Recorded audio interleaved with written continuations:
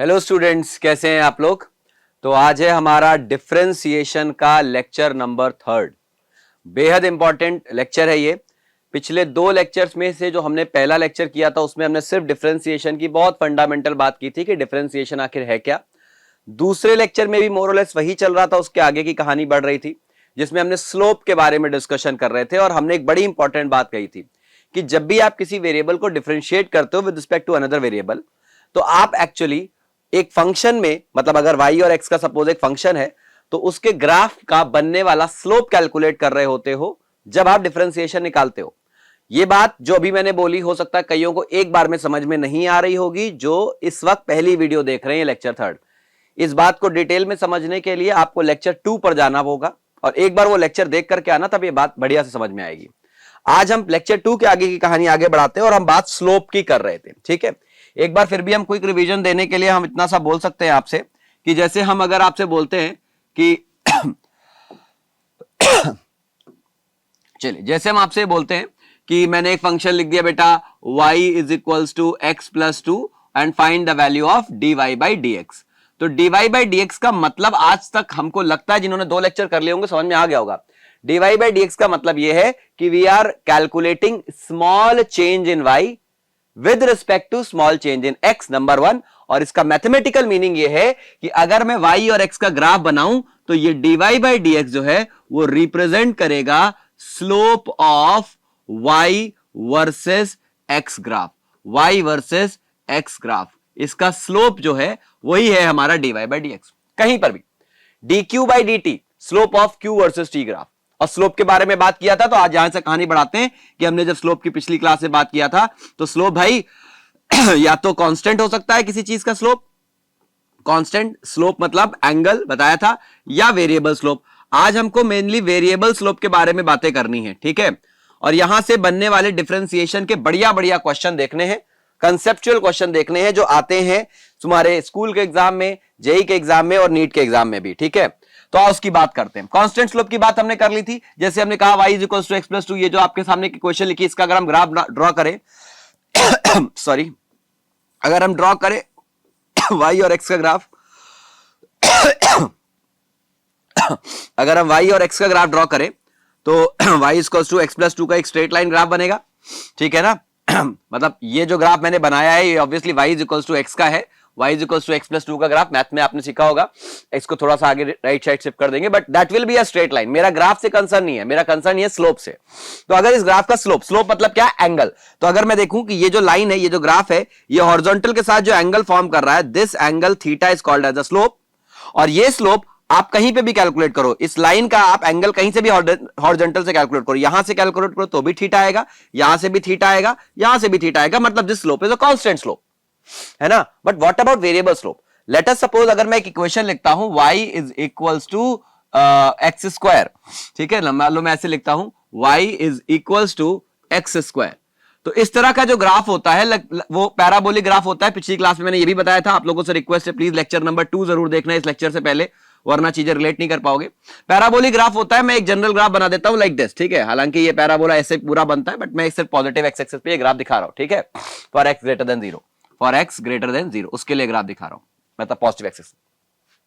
अब इस ग्राफ का स्लोप मतलब एंगल, तो तुम देख रहे हो ना हर जगह पर ये एंगल अलग अलग बनेगा। ठीक है, तो यहां पर एंगल हम कैसे कैलकुलेट करते हैं बेटा, देखो ऐसे वेरिएबल जो ग्राफ है जिसमें एक कर्व ग्राफ बना है, जैसे ये पैराबोलिक ग्राफ है, इसमें एंगल कैलकुलेट करने के लिए हम डिसाइड करते हैं कि हमें किस पॉइंट पे एंगल कैलकुलेट करना है।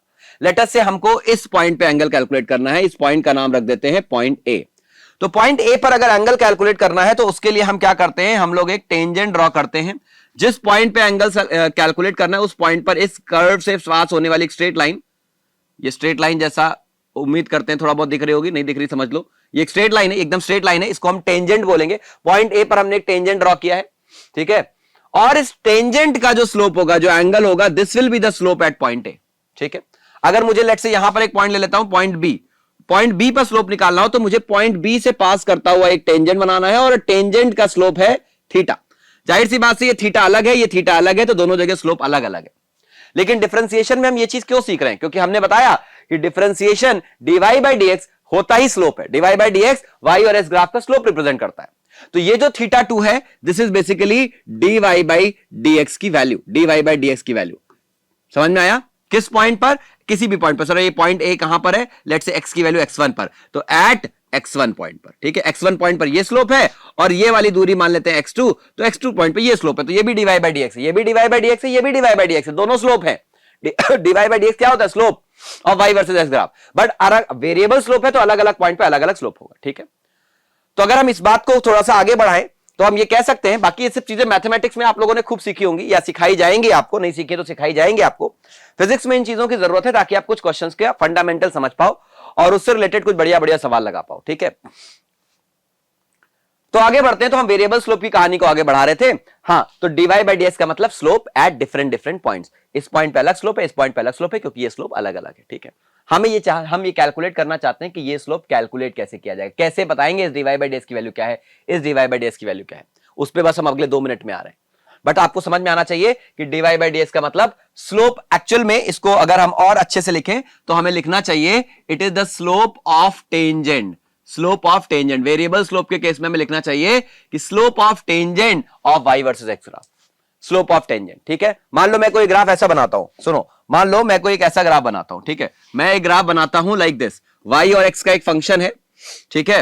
रुको, यहां पर जगह कम पड़ गई है, मैं इधर वाले पोर्शन को रब करता हूं, ठीक है,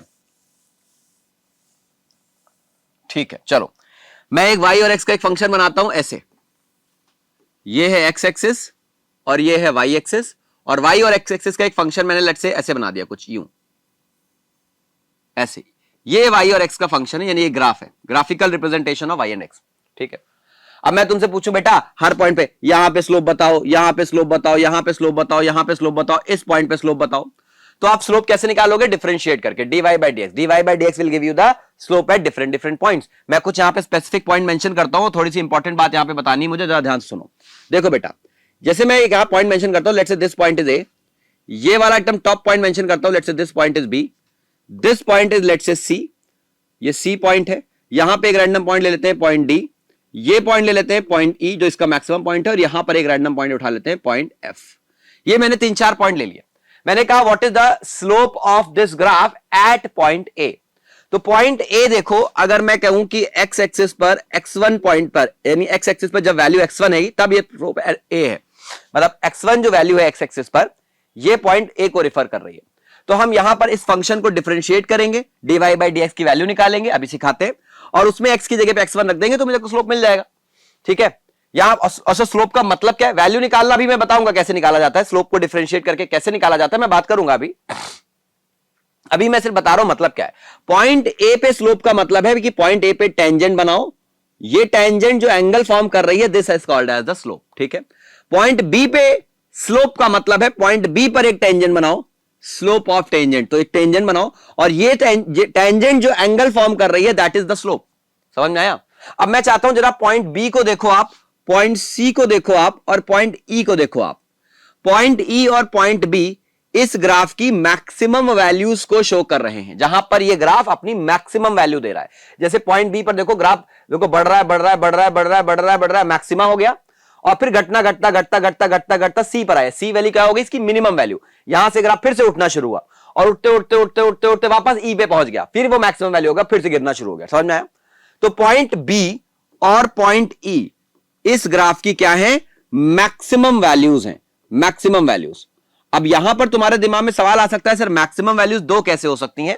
तो ये भी आपको 12th क्लास में सिखाया जाएगा बेटा कि किसी भी फंक्शन में ना, किसी भी फंक्शन का जैसा इस तरह का ग्राफ बना है तो वहां पर एक होता है ग्लोबल मैक्सिमम और एक होता है local maximum.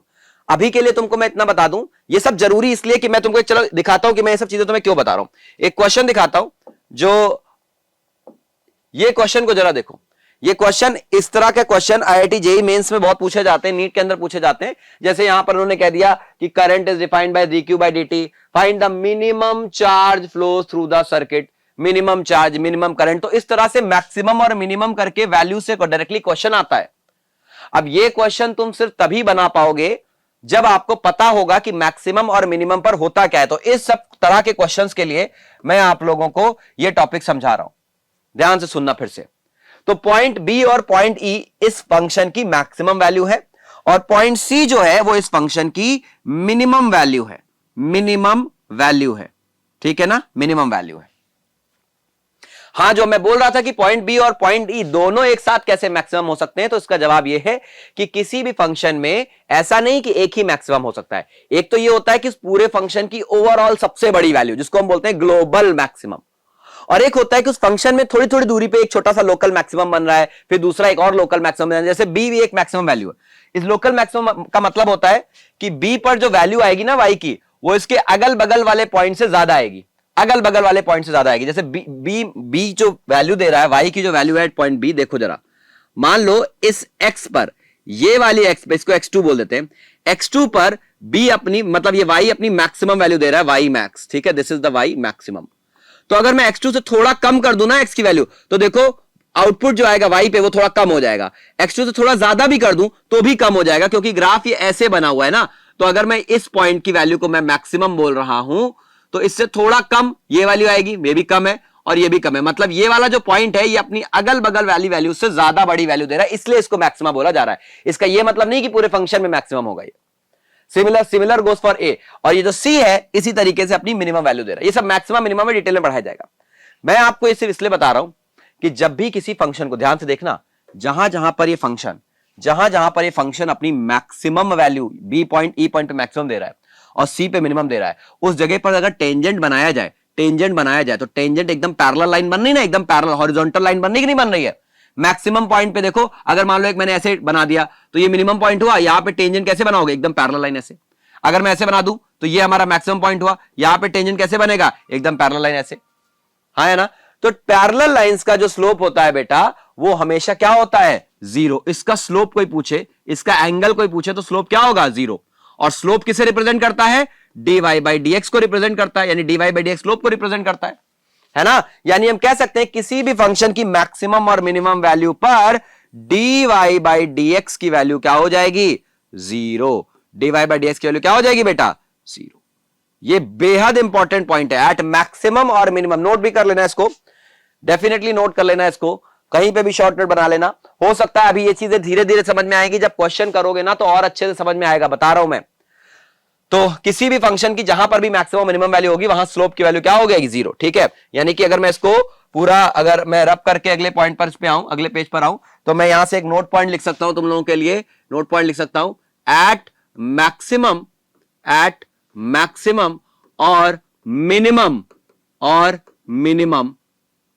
Value of any function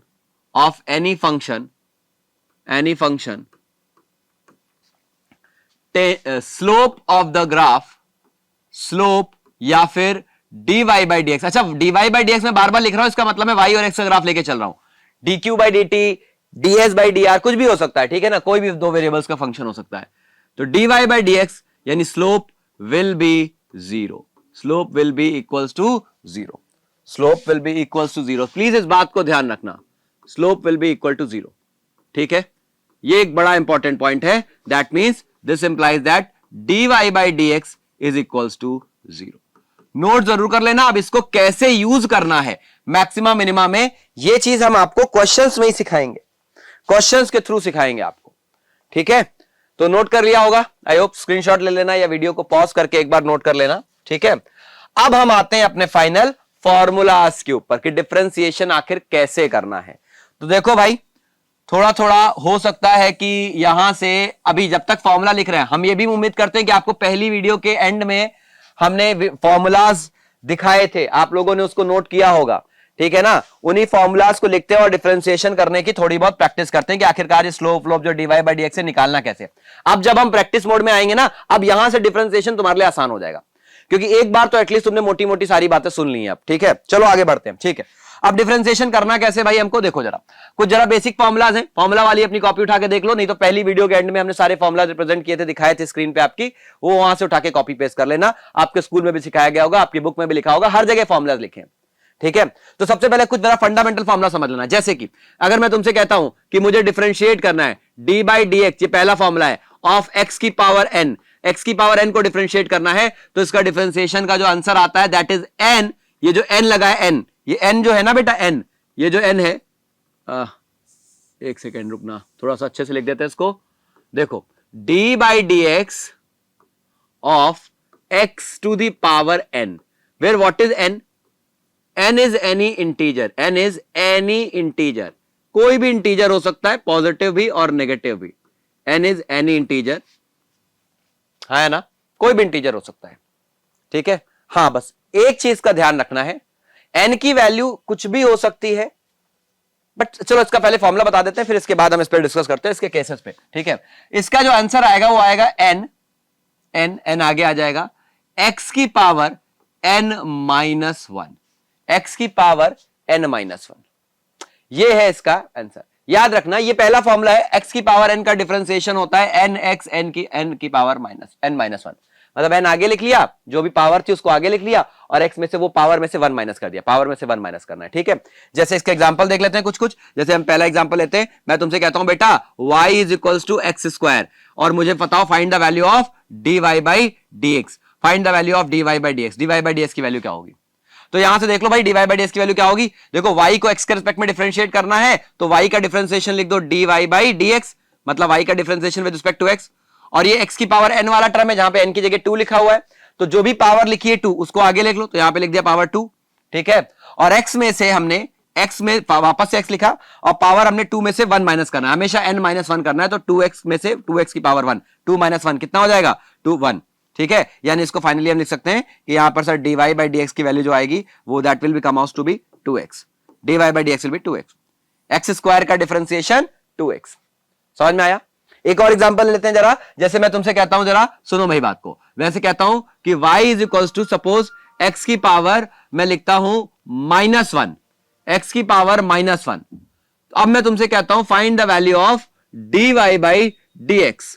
अब इसकी वैल्यू फाइंड आउट करो, अब इसको तो तुमको एग्जैक्टली याद रखना है बेटा, x की पावर -1 क्या होता है? x की पावर -1 को क्या हम ऐसे लिख सकते हैं 1 अपॉन x, है ना। तो क्वेश्चन में ऐसे ही पूछा जा सकता है कि y is equal to 1 upon x है तो dy by dx find out करो, या y is equal to x की पावर -1 है तो dy by dx find out करो, ठीक है। दोनों तरीकों से पूछा जा सकता है।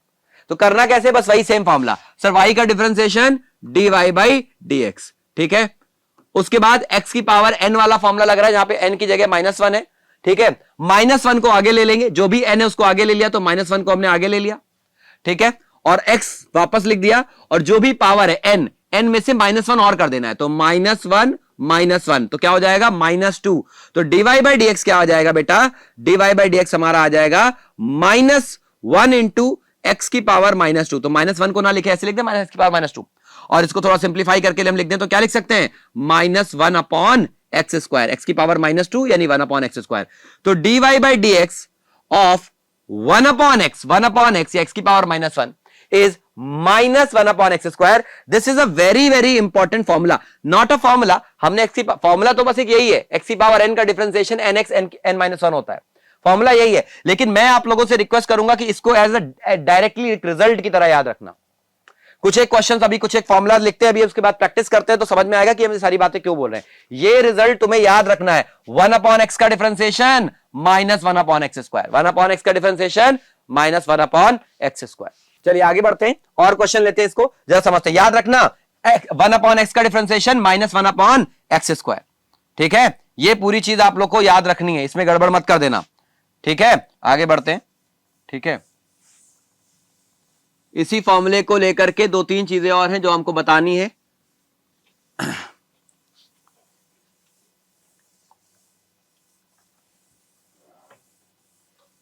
आओ देखते हैं, देखो चलो, तो हमने अभी तक x की पावर n का डिफरेंशिएशन देखा था, इससे एक और क्वेश्चन लेते हैं। सपोज मैं कहता हूं इस बार p is equals to root q, find the value of dp by dq। अब घबराना नहीं भाई, ये क्या लिख दिया सर आपने, p y और x में पढ़ाते हैं, हमने कहा ना वेरिएबल्स रटने नहीं है कि y और x ही हो सकते हैं, p और q का भी एक फंक्शन हो सकता है। तो यहां पर p is equals to root q है, p रूट क्यू पे डिपेंड कर रहा है। आप बताओ dp बाई dq का होगा, dp बाई dq का मतलब याद रखना it is the slope of p versus q graph, p और q ग्राफ का स्लोप है ये, ठीक है। Small change in p with respect to small change in q। और इसको निकालेंगे कैसे? सेम देखो सर, ये रूट क्यू लिखा हुआ है, क्या इसको हम लिख सकते हैं ऐसे sir p is equals to q की पावर 1/2, ऐसे लिख सकते हैं, रूट का मतलब 1/2। अब देखो यहां पर क्या x की पावर n वाला फॉर्मूला लग जाएगा? बिल्कुल लग जाएगा।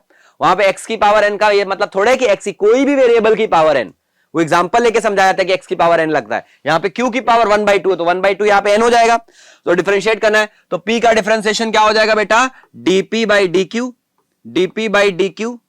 Is equals to 1/2। अब x की पावर n में क्या था, n आगे आता है, सबसे पहले n की वैल्यू आगे आ जाएगी, तो 1/2 आगे आ जाएगा, तो 1/2 आगे आ गया यहां पे, ठीक है। फिर जो भी वेरिएबल है q, तो यहां पे q लिख दिया, वहां पे x था q लिख दिया, और इस पावर में से 1 माइनस कर देना है, तो 1/2 में से 1 को माइनस कर दो, तो 1/2 - 1।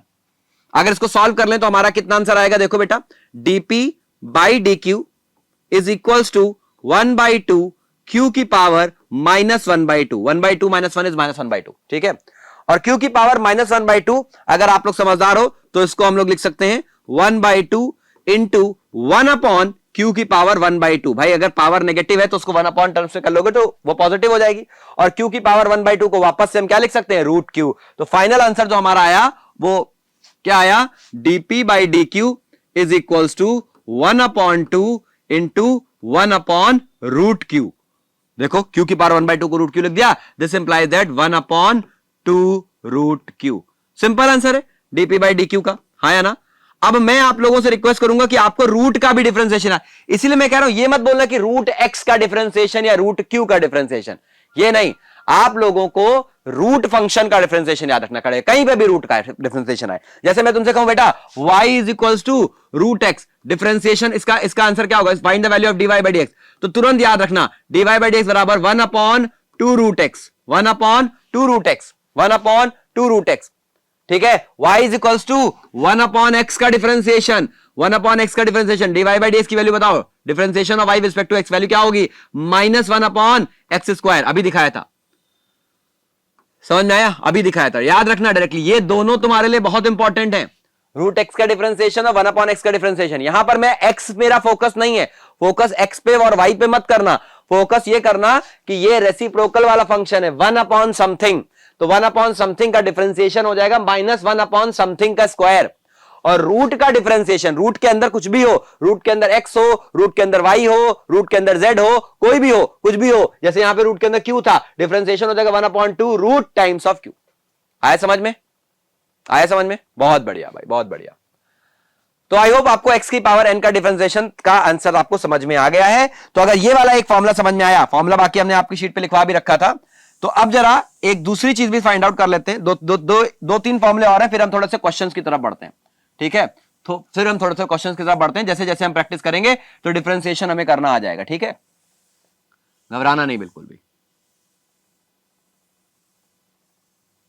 आओ चलो देखते हैं, अगला फॉर्मूला है, फॉर्मूला नंबर 2 हमारा है, वो ये कहता है कि differentiation with respect to any variable of a constant k, मान लो k नाम का एक कांस्टेंट फंक्शन है, तो इसका डिफरेंशिएशन हमेशा 0 होता है।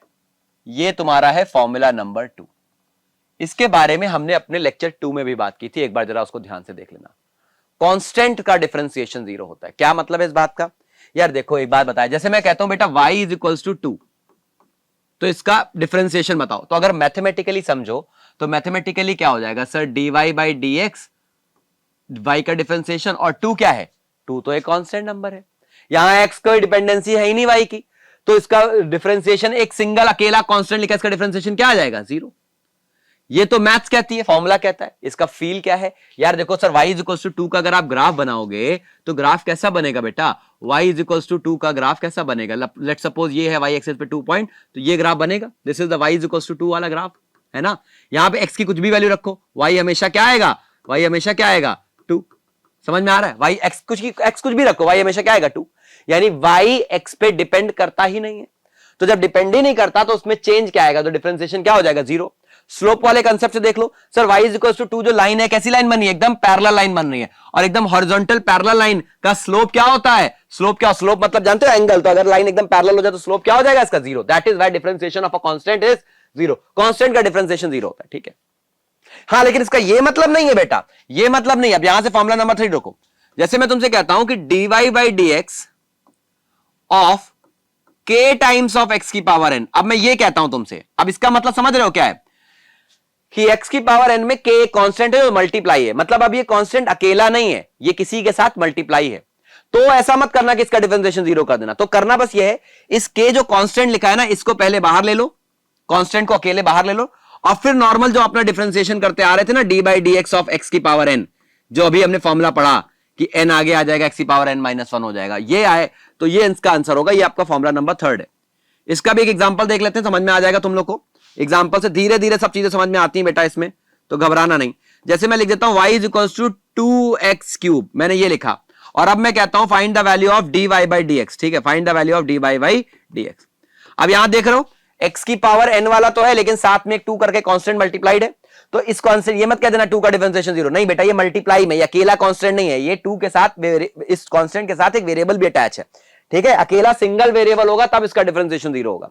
यहां पे कांस्टेंट के साथ वेरिएबल मल्टीप्लाइड है, x की पावर क्यूब, और dy बाई dx निकालना है। तो कैसे करेंगे, सही देखो, इधर y का डिफरेंशिएशन हो जाएगा dy by dx is equals to, अब ये जो कांस्टेंट है इसको चुपचाप वैसे ही लिखे छोड़ दो, इसको k को बाहर निकालने का मतलब है k को कुछ नहीं करना, नॉर्मल लिख दो, और x की पावर 3 का डिफरेंशिएशन कर दो, x क्यूब का डिफरेंशिएशन कर दो, जैसे x की पावर n के फॉर्मूले से करते थे। क्या था फॉर्मूला, n को आगे ले लो, 3 को आगे ले लो, तो 3 जब आगे आएगा तो आगे पहले से 2 लिखा हुआ है, तो 2 इंटू 3 हो जाएगा, और x फिर 3 में से 1 माइनस कर दो, तो 3 माइनस 1 करोगे तो कितना आंसर आ जाएगा, 2। तो फाइनल आंसर आ जाएगा 6x square. This is the answer of differentiation of dy by dx, मतलब y equal to 2x cube का डिफरेंशिएशन कितना हो जाएगा, 6x स्क्वायर।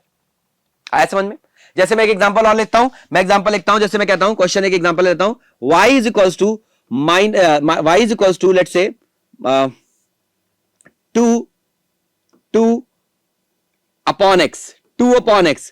इसमें मैं तुमसे कहता हूं find the value of dy by dx, dy by dx की वैल्यू फाइंड आउट करो। ठीक है, dy बाई dx की वैल्यू फाइंड आउट करो। तो dy बाई dx यहां पे कैसे निकालोगे बेटा, देखो बहुत सिंपल है सर, y का डिफरेंशिएशन dy बाई dx। अब यहां पर देखो सर, ये 2, अगर मैं 2 बाई एक्स को लिखूं तो ऐसे लिख सकता हूं क्या, 2 इंटू 1 बाई एक्स, ऐसे लिख सकता हूं, हाँ लिख सकते हैं सर, बिल्कुल लिख सकते हैं। अब 2 तो कांस्टेंट है, और 1 अपॉन एक्स का डिफरेंशिएशन आपने निकालना अभी अभी सीखा था, 1 अपॉन एक्स यानी 1 अपॉन रेसिप्रोकल फंक्शन होगा, इसका डिफरेंशिएशन क्या हो जाएगा बेटा, -1 बाई एक्स स्क्वायर, यही तो होता है 1 अपॉन एक्स का डिफरेंशिएशन। तो पूरे ओवरऑल का डिफरेंशिएशन क्या आ जाएगा, साथ में 2 भी तो है, तो इसका आंसर कितना आएगा बेटा, dy by dx is equals to -2 और 1 अपॉन एक्स का डिफरेंशिएशन -1 अपॉन एक्स स्क्वायर, तो कितना आ जाएगा, 2 इंटू -1 यानी -2 बाई एक्स स्क्वायर।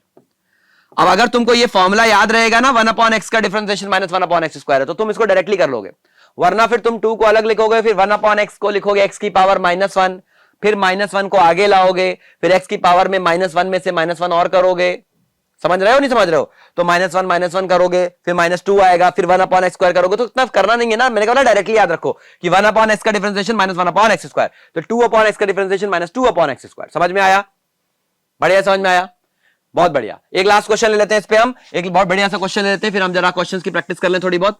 ठीक है, चलो क्वेश्चंस की प्रैक्टिस करने से पहले एक लास्ट क्वेश्चन ले लेते हैं। जैसे मैं कहता हूं y is equals to 2 root x, अब इसका differentiation find the value of dy by dx, बताओ तो क्या आंसर लिखोगे सर, y का डिफरेंशिएशन dy बाई dx। 2 यहां पर एक कांस्टेंट है, चुपचाप ऐसे ही लिख दो इसको। रूट एक्स का डिफरेंशिएशन, रूट एक्स का डिफरेंशिएशन क्या हो जाएगा बेटा, 1 upon 2 root x, 1 upon 2 root x, 1 upon 2 root x. याद रखो, मेरे साथ बोलो, रूट एक्स का डिफरेंशिएशन 1 अपॉन 2 रूट एक्स। तो यहां से देखो 2 से 2 कैंसिल, तो हमारा क्या आएगा, dy बाई dx की वैल्यू कितनी आ गई बेटा, dy बाई dx की वैल्यू आ गई 1 upon root x. This is the answer. और ये सारी वैल्यूज dy बाई dx, ये dy बाई dx, ये dy बाई dx, ये सब dy बाई dx हमें बता क्या रहा है, this is telling the slope of y versus x graph. मतलब अगर मैं y is equal to 2 root x का ग्राफ बनाऊं और उस ग्राफ का स्लोप निकालूं तो वो ये आएगा। देखो वेरिएबल स्लोप है, dy बाई dx जो स्लोप है, किस क्या है, वैल्यू क्या आ रही है, 1 बाई रूट एक्स, तो ये स्लोप वेरी कर रहा है, x की अलग अलग वैल्यू पे अलग अलग स्लोप है ना, मैंने बताया था ना, पॉइंट ए पे अलग, पॉइंट बी पे अलग, पॉइंट सी पे अलग। समझ में आ रहा नहीं आ रहा, बहुत बढ़िया भाई। तो देखो dy बाई dx स्लोप है, किस पे डिपेंड कर रहा है, x पे डिपेंड कर रहा है, मतलब x की अलग अलग वैल्यू रखोगे स्लोप अलग अलग आएगा। यहां देखो x की वैल्यू 1 रख दो तो स्लोप आएगा 6, x की वैल्यू 2 रख दो तो 2 का स्क्वायर 4, 6 स्लोप आएगा 24। तो स्लोप वेरी कर रहा है, और स्लोप वेरी कब करता है, जब हमारा फंक्शन का ग्राफ कुछ भी मतलब स्ट्रेट लाइन ना हो, कुछ भी हो, ऐसा ऐसा कुछ भी ग्राफ बना दे, यहां पे मैक्सिमम, यहां मैक्सिमम पॉइंट पे तो 0 स्लोप होगा, यहां पे अलग स्लोप, यहां पे अलग स्लोप, यहां पे अलग स्लोप, यहां पे अलग स्लोप। आई होप थोड़ा बहुत समझ में आ रहा है तुमको। अब यहां पर लास्ट बात जो मुझे तुमसे बोलनी है, बस वो लास्ट बात ये है, ठीक है, अगर तुमको इतनी बातें याद आ गई ये सारी बातें हमने तुमको बताया ना, जैसे बोला था कि पॉइंट ए पे स्लोप अलग है, तो पॉइंट ए पे तुमने डिफरेंशिएट किया, फॉर्मूला लगा के डिफरेंशिएट किया। अब यहां पर तुमको इस वैल्यू निकालनी थी एग्जैक्ट स्लोप की, तो यहां पर एक्स मान लो जो डिफरेंशिएट करोगे वो एक्स के टर्म में आएगा। जैसे अभी यहां पर देखो ये हमने जैसे अभी डिफरेंशिएट किया dy बाई dx, तो एक्स के टर्म में आया। तो मुझे एक्स की जिस वैल्यू के लिए स्लोप निकालना हो, एक्स की वैल्यू 2 पे स्लोप बताओ तो 1/√2, एक्स की वैल्यू 5 पे स्लोप बताओ 1/√5। समझ में आ रहा है? तो आई होप तुमको ये दोनों पॉइंट्स तो अब क्लियर हो गए होंगे। ठीक है, अगर ये पॉइंट्स हमारे क्लियर हो गए तुम्हें, ठीक है, तो अब हम जरा कुछ क्वेश्चंस देख लेते हैं इसके। ये जरा देखो कुछ क्वेश्चंस लिखे हुए हैं, इन सब में तुमको dy बाई dx निकालना है। ठीक है, पहला क्वेश्चन है y equals to x square minus 6x plus 3, यहां पे y equals to root x. ये क्वेश्चन सारे नोट कर लो, तुम्हें करने हैं। हाँ, ये ट्रिग्नोमेट्रिक फंक्शन जो sin x वगैरह लिखा हुआ है अभी इनको मत करो, फिलहाल के लिए आप लोगों को ये सवाल और ये सवाल, ये दो सवाल आपको अभी अभी करने हैं। ठीक है, इसके लिए हमें कुछ रूल बताने पड़ेंगे, कुछ प्रोडक्ट रूल बताना पड़ेगा, ट्रिग्नोमेट्रिक रेशियो, ट्रिग्नोमेट्रिक फंक्शंस का भी हर फंक्शन का डिफरेंशिएशन होता है भाई। 6 ट्रिग्नोमेट्रिक फंक्शन है, sin x, cos x, tan x, sec x, cot x और cosec x। सबका डिफरेंशिएशन तुम्हें याद होना चाहिए। मैं भी कराऊंगा, लेकिन मैंने तुमको शीट में दे रखा है, पहली क्लास की वीडियो में देख लेना। सबका डिफरेंशिएशन, sin x का डिफरेंशिएशन cos x का differentiation minus sin x। You have to remember each and every differentiation. At least तुमको 15 से 16 फॉर्मूले डिफरेंशिएशन के आने ही चाहिए, चाहे आप मैथ्स के बच्चे हो या फिजिक्स के बच्चे हो, क्लास 11 सॉरी बायो के बच्चे हो। ये मत सोचना कि सर बायो है मेरे पास, बायो है तब भी तुमको 15-16 डिफरेंशिएशन आने चाहिए अगर आप फिजिक्स में कुछ भी कमाल करना चाहते हो तो। ठीक है, लास्ट बात ना इस क्वेश्चन को करने से पहले बता दूं, सर देखो जैसे ये फंक्शन लिखा हुआ y equals to x square minus 6x, तो अगर कभी फंक्शन में दो तीन टर्म्स हैं, जैसे ये एक टर्म है, ये दूसरा टर्म है, तीसरा टर्म है, बीच में प्लस माइनस है, तो घबराना नहीं, हर टर्म का अलग अलग डिफरेंशिएशन कर सकते हो। इसको बोलते हैं सम और माइनस रूल, लिखवाया ये भी मैंने पहली क्लास में। सम रूल क्या होता है कि अगर फंक्शन के अंदर कई सारे टर्म्स है, जैसे ये एक टर्म, ये दूसरा टर्म और तीसरा टर्म, बीच में प्लस और माइनस का साइन, यहां पे ये एक टर्म, ये दूसरा टर्म, ये तीसरा टर्म, बीच में प्लस और माइनस साइन का, तो प्लस और माइनस साइन से कंफ्यूज मत करना। हर टर्म को अलग अलग डिफरेंशिएट कर सकते हो when they are separated with a plus और अ माइनस साइन। जैसे इसका मैं डिफरेंशिएशन का आंसर बताऊं तो इसका आंसर क्या होगा, जरा फटाफट मेरे साथ बताओ। y का डिफरेंशिएशन dy बाई dx। ठीक है, बहुत बढ़िया। ये पहला टर्म एक्स स्क्वायर का डिफरेंशिएशन पावर 2 है, x की पावर n, याद करो ये 2 आगे आ जाएगा, फिर x, फिर 2 में से 1 माइनस कर दो तो 2x बचेगा, 2 माइनस 1 1 होता है, तो यहां पे क्या बचेगा 2x। बहुत बढ़िया, फिर माइनस साइन है तो माइनस लगा दो, सम और डिफरेंस में कुछ नहीं, माइनस है तो माइनस लगा दो। अगला टर्म 6x, तो अगेन x की पावर है, 6 तो कांस्टेंट, यहां पे x की पावर कितनी है 1, तो 1 को आगे ले आओगे तो 1 इंटू 6 कितना हो जाएगा 6, और x की पावर क्या बचेगा, सर 1 तो पहले से थी और 1 में से 1 ही माइनस कर दोगे, n माइनस 1, तो 1 में से 1 माइनस करोगे 0, और किसी भी चीज की पावर 0 का मतलब 1 ही आंसर आता है ना, किसी भी चीज की पावर 0 बेसिक मैथमेटिक्स है। यहां पे x की पावर 0 लिखोगे तो क्या आंसर आएगा 1, है ना। तो अब इसको करते हैं, और ये लिखा हुआ है 3 तो अकेला कांस्टेंट है सर जी, कांस्टेंट का डिफरेंशिएशन बालक 0। बहुत बढ़िया भाई, बहुत बढ़िया। ये तो लोग बोल रहे हैं 0, तो फाइनल आंसर क्या आया, dy by dx is equals to 2x plus 6, क्योंकि x की पावर 1 माइनस 1 0 हो गया और x की पावर 0 1 हो गया, तो ये बस बचा 6 और वो differentiate 2x plus 6 is the final answer. ठीक है ना, बस ये लास्ट क्वेश्चन कर लेते हैं अच्छी क्लास में खत्म करने से पहले, जरा इसका आंसर फटाफट बताओ मुझे। ठीक है, y का डिफरेंशिएशन dy बाई dx। ठीक है, यहां है रूट x का डिफरेंशिएशन 1/2 रूट x, अभी याद कराया था 1/2 रूट x, साथ साथ बोलते रहो, धीरे धीरे याद होगा। बहुत बढ़िया, फिर साइन लगाया माइनस का तो माइनस लगा दिया, सम और प्रोडक्ट रूल, सम और एडिशन, अगर डिफरेंस और प्लस है तो कोई दिक्कत नहीं है, आप लोग को डायरेक्टली वही प्लस और माइनस लिख करके अलग अलग टर्म को डिफरेंशिएट कर सकते हो। तो माइनस था, माइनस लगा दिया, 1/x का डिफरेंशिएशन बोलो, जल्दी बोलो, मन में बोलो, हमें सुनाई दे रहा है यहां तक। हाँ बहुत बढ़िया, बहुत बढ़िया, सही बोला भाई। 1/x का डिफरेंशिएशन क्या आएगा, -1/x स्क्वायर। बहुत बढ़िया, प्लस 4x क्यूब, सिंपल है सर, 3 आगे आ जाएगा, 4 से मल्टीप्लाई हो जाएगा, तो 3 4 12, और उसके बाद x की पावर 3 माइनस 1 यानी 2, तो ये हम देखो ये माइनस माइनस प्लस, तो फाइनल हमारा आंसर आएगा dy by dx is equals to 1/2 root x plus minus minus plus 1/x square plus 12x square. This is the final answer. हम उम्मीद करते हैं डिफरेंशिएशन आप धीरे धीरे धीरे धीरे हजम होना शुरू हो रहा है, हजम हो रहा है, अभी खत्म नहीं हुआ है डिफरेंशिएशन। अभी तुमको बताना है प्रोडक्ट रूल, ट्रिग्नोमेट्रिक फंक्शंस का और चेन रूल, बस प्रोडक्ट रूल, चेन रूल और कोशेंट रूल, ये 3 रूल बताने हैं। नेक्स्ट क्लास से पहले ट्रिग्नोमेट्रिक फंक्शंस के डिफरेंशिएशन याद करके आना, पहली क्लास में उठी वीडियो उठा के देख लेना, तुम्हारी किताब में इंटरनेट पे हर जगह अवेलेबल है, differentiation of trigonometric function. 6 function है, 6 का डिफरेंशिएशन याद करना, ठीक है। उसके बाद प्रोडक्ट रूल, क्वोशिएंट रूल और चेन रूल बता करके ये सारे क्वेश्चंस, और फिर मैक्सिमम मिनिमा की जो बात हमने की थी, वो जो सिखाया है ना कि वो मैक्सिमम पॉइंट पे स्लोप 0 होता है, मिनिमम पे भी 0 होता है, उससे हम ये वाले टाइप का क्वेश्चन करेंगे। और जिन लोगों को ये टॉपिक आता है, मेरी रिक्वेस्ट है तुम लोगों से, जरा इस क्वेश्चन को सॉल्व करना और इस क्वेश्चन का आंसर मुझे भेजना। नेट पे चेक मत करना, सॉल्व करना, और सॉल्व करके आंसर कैसे भेजोगे कमेंट करना। ऑप्शन 1 2 3 4 है, जरा ये क्वेश्चन नोट कर लेना। जिन लोगों को डिफरेंशिएशन आता है अपने आप से करना, दिल से करना, तभी सीख पाओगे। मेहनत लग रही है इन सब चीजों में, ठीक है ना। तो 1 2 3 4 कौन सा करेक्ट ऑप्शन है, ये आप लोगों को कमेंट करके बताना है, जिन लोगों को आता है। और जिनको नहीं आता है नेक्स्ट क्लास तक वेट करना, इस क्वेश्चन को भी करके हम लोग डिफरेंशिएशन करेंगे खत्म। तो टोटल 4 क्लासेस लगेंगी डिफरेंशिएशन में, बट 4 क्लासेस में तुम्हारा डिफरेंशिएशन एटलीस्ट उतना तैयार हो जाएगा कि तुम फिजिक्स को आगे से अच्छे से मोशन वोशन के क्वेश्चंस को ढंग से कर पाओ। तो वीडियो समझ में अगर आई तो लाइक वाइक कर देना भाई, ठीक है ना। चलो मिलते हैं नेक्स्ट क्लास में, थैंक यू सो मच।